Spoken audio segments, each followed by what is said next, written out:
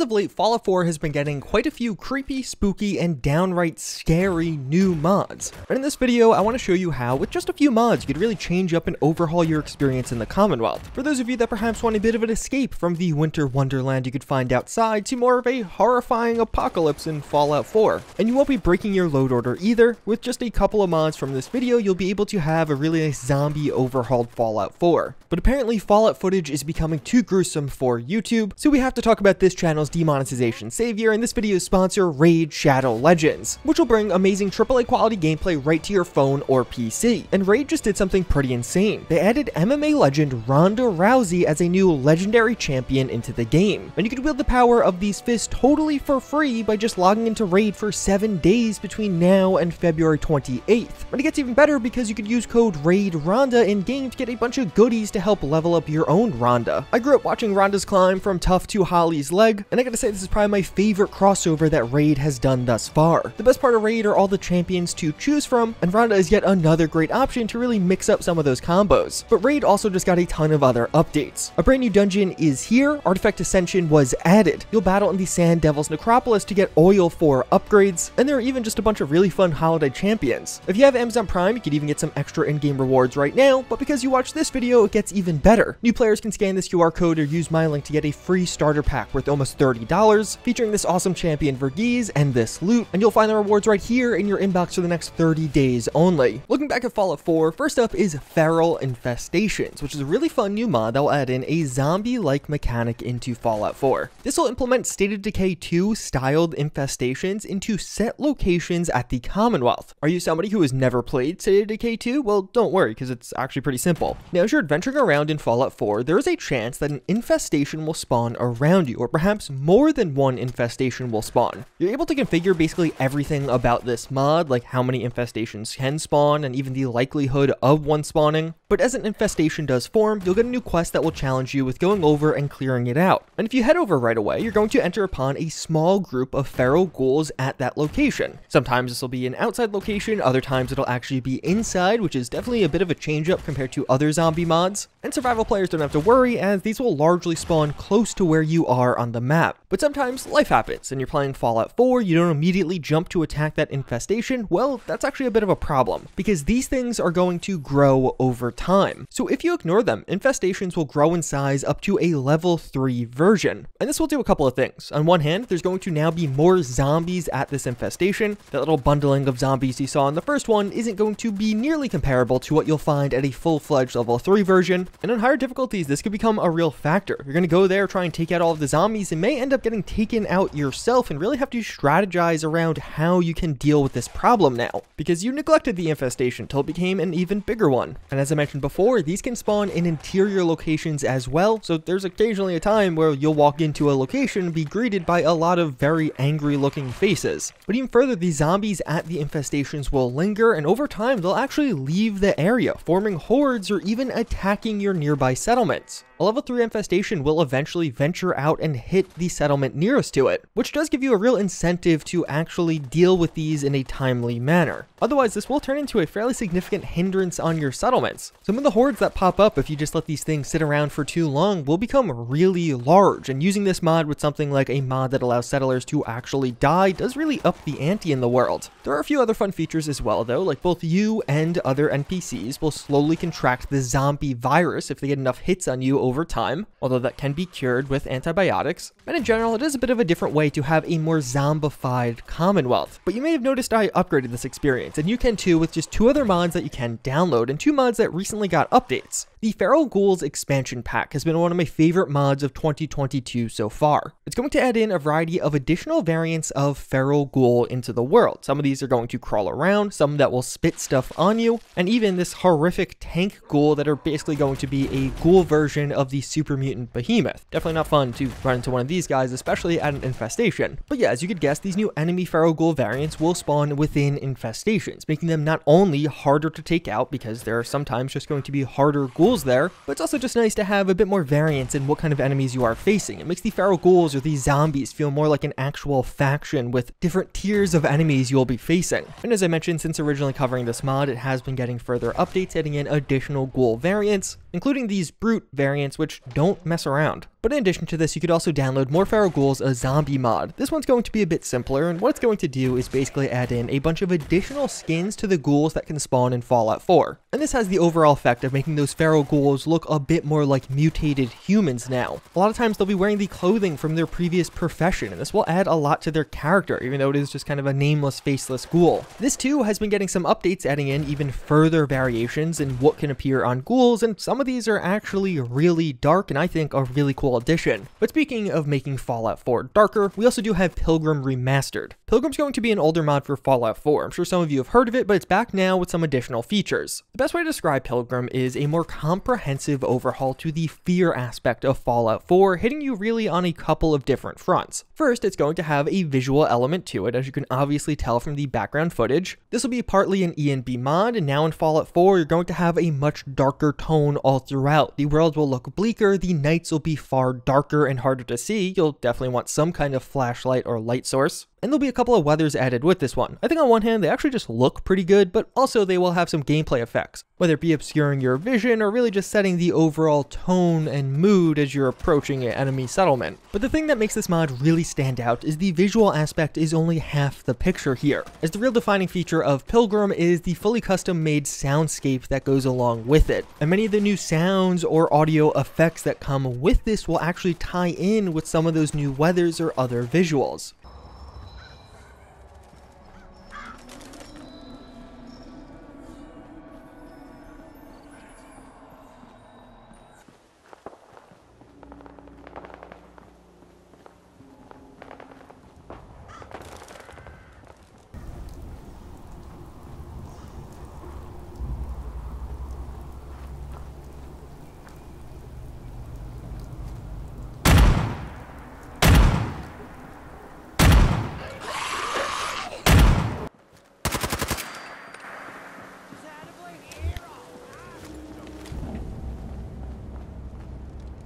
Overall, I think this mod makes walking around Fallout 4 at nighttime a truly terrifying experience, even without some other zombie mod like the one I showed you. But thankfully, you can easily download other zombie mods, and I think with just a couple of mods, pretty much the mods I've shown you this far in the video, you can turn Fallout 4 into a bit of a zombie game. I like this particular load order or this mini setup because it's not going to be overwhelming. It'll add in zombies as a potential factor, but not really the mainstay of the game. It's still going to be Fallout 4 at its core, but with a couple of cool new features that can really change up a playthrough. But now that zombies took over your Fallout 4, you'll probably want some weapons to help take them out, and have a few good options for those. The STREETSWEEPER is going to be a new zombie killing machine. This will be a new shotgun mod for the game. I think visually it looks pretty cool, and it has all of the basic Fallout 4 weapon mod functionality, a bunch of different attachment options. And although that's all nice and cool, why I really like this mod is from both an animation and a gameplay perspective. The STREETSWEEPER will really distinguish itself with animations. It functions a lot like a revolver, with a central cylinder that's going to be loaded with shells, and although you can fire those shells very fast, the reloading will take a while. You're going to have to manually input each shell as well as actually spin the cylinder itself to get to the next slot. The animations here I think look great, and although from a gameplay perspective, on one hand, a long reload can just be seen as tedious, I think it is actually pretty fun from a balancing perspective. You can make this shotgun deal ridiculous amounts of damage, adding things like frag rounds to it, but once you deal all of that damage very, very quickly, because you can shoot this thing super fast, you're going to have this really long reload where you're going to have to take some time to build up your damage again. Thankfully, this mod does support bullet counted reload, so you can stop the reload halfway through and resume firing. But either way, a pretty fun one, a bit more of a unique mod option out there, but another option we do have is the RPD. The RPD is that familiar machine gun that you've almost certainly used when playing some other games like Call of Duty, and in Fallout 4 it's going to be relatively similar. It'll feature some attachment options, some pretty cool looking animations, but the real joy of using this mod is just unloading a ridiculous amount of rounds very quickly in the direction of an enemy. I know that this can be fun in its own right. There's also going to be this cool chainsaw variant that has a different hold style that became my personal pick for mowing down zombies and really just enemies of all types. But perhaps with all of that, you want some better protection from the ensuing infection, so we also do have the Horseman of the Apocalypse War. There's going to be yet another new power armor mod from Newermind 43. It's relatively simple power armor. It's going to have a short quest where you go and get it, but otherwise it's largely just going to be, do you like the way it looks? It is tiered as a late game high-end power armor, so with similar stats to XO1, which is a bit more rare. But overall, yeah, there's a combination or collection of a few mods that you could download right now for free for Fallout 4 to make the game more horrifying, to give it more of a scary factor, and to add zombies as a relevant component. Hopefully you guys found this video informative. As always, again, I thank you all for watching. But with that, I hope to see you all next time. Later.